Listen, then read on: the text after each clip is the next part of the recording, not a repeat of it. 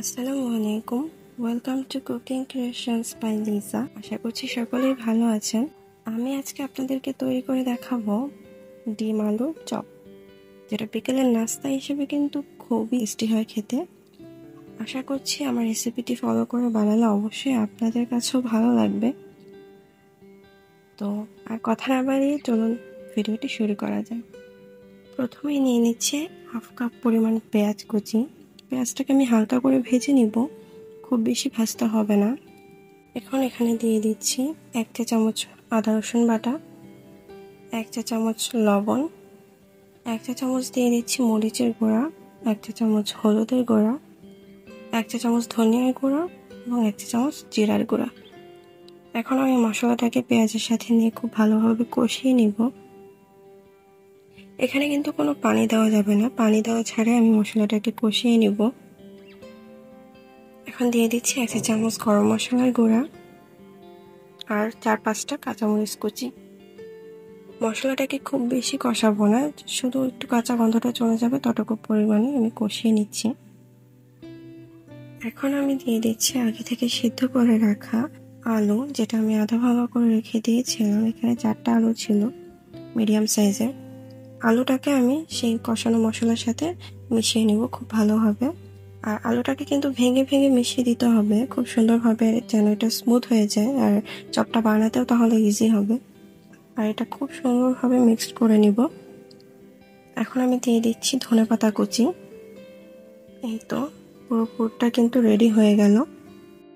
এখন আমি এখানে নিয়ে নিয়েছি 4টা ডিম। তো ডিমগুলোকে আমি মাঝখান থেকে কেটে নিচ্ছি। সবগুলো ডিম কিন্তু কাটা হয়ে গেছে। এখন আমি ডিমের চপগুলো তৈরি করে নিব। আর তার জন্য আমি নিয়ে নিচ্ছি আলুর পুর। এটাকে একটা শেপ দিয়ে তারপর এর মধ্যে আমি এখন দিয়ে দিব ডিমটা দিয়ে দিচ্ছি। ডিমটা দিয়ে এখন আমি এটাকে যে শেপটা আমি দিতে চাচ্ছি সেই শেপটা দিয়ে নিব। আপনারা খুব ভালোভাবে খেয়াল করলেই বুঝতে পারবেন যে আমি এটা কিভাবে হাত দিয়ে চেপে চেপে শেপটা করে নিচ্ছি। চেপে চেপে দেওয়ার কারণটা হচ্ছে চেপে চেপে না দিলে ভাজার সময় কিন্তু একদমই খুলে যাবে। এখন আমি এখানে একটি ডিম গলিয়ে নিয়েছি আর নিয়ে নিয়েছি অরেঞ্জ ব্রেড ক্রাম্ব। প্রথমে ফাটানো ডিমটার মধ্যে আমি ডিমের চপটা দিয়ে দিব। তারপর আমি এখানে ব্রেড ক্রাম্ব দিয়ে কোট করে নিব। ব্রেড ক্রাম্বে কোট করার জন্য দেখুন খুব ভালোভাবে কিন্তু চেপে চেপে কোট করে নিতে হবে, যেন এটা ভাজার সময় ছুটে না যায়, তাহলে কিন্তু আর এটা ডিমের চপের শেপটা ঠিক থাকবে না। এই তো তৈরি হয়ে গেল আমার ডিমের চপটি। এভাবে আমি সবগুলো ডিমের চপ তৈরি করে ফ্রিজে রেখে দেবো 30 মিনিটের জন্য। 30 মিনিট পর ডিমের চপটা ফ্রিজ থেকে নামিয়ে আমি কিন্তু এখন গরম তেলে ভেজে নিব। এটা কিন্তু মিডিয়াম রেঞ্জের যে গরম তেল সেটার মধ্যে ভাজতে হবে, আর একদমই ডুবো তেলে ভাজতে হবে। ডিমের চপটা কিন্তু বেশি সময় ভাজতে হবে না, 2-3 মিনিটের মধ্যেই হাই হিটে ভেজে নিলেই হয়ে যাবে।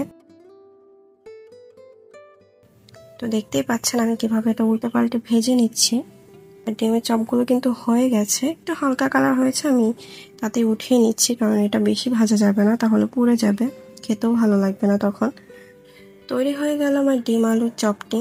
তো এটা কিন্তু দেখতেই পাচ্ছেন, দেখতে যতটা সুন্দর হয়েছে এটা কিন্তু খেতেও ততটাই টেস্টি হয়েছে। আপনারা অবশ্যই বাড়িতে ট্রাই করে দেখবেন। আমার রেসিপিটি যদি আপনাদের ভালো লেগে থাকে তাহলে অবশ্যই একটা লাইক করবেন, চ্যানেলটি সাবস্ক্রাইব করে আমার পাশে থাকবেন। ধন্যবাদ সবাইকে।